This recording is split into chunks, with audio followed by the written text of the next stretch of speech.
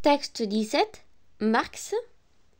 La conscience des hommes est déterminée par leur être social. Dans la production sociale de leur existence, les hommes nouent des rapports déterminés, nécessaires, indépendants de leur volonté.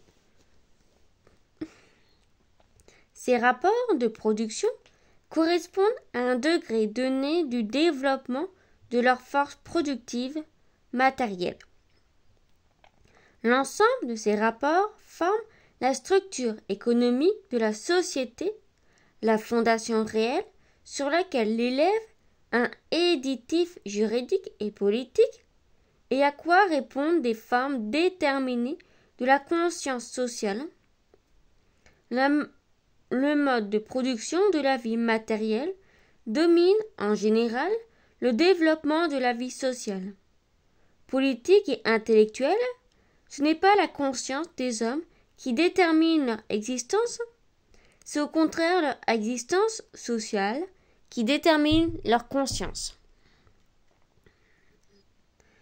À un certain degré de leur développement, les forces productives matérielles de la société entrent en collision avec les rapports de production existants ou avec les rapports de propriété au sein desquels elles s'étaient mues jusqu'alors et qui n'en sont que l'expression juridique. Il y a encore forme de développement des forces productives.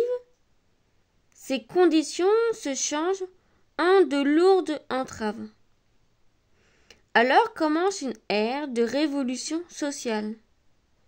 Le changement de la fondation économique s'accompagne d'un bouleversement plus ou moins rapide dans tout cet énorme édifice.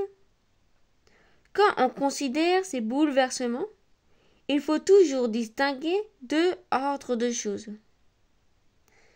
Il y a le bouleversement matériel des conditions de production économique. On doit le contester dans l'esprit de rigueur des sciences naturelles, mais il y a aussi les formes juridiques, politiques, religieuses, artistiques, philosophiques, bref, les formes idéologiques, dans lesquelles les hommes prennent conscience de ce conflit et les poussent jusqu'au bout et ne jugent pas une époque de révolution d'après la conscience qu'elle a d'elle-même.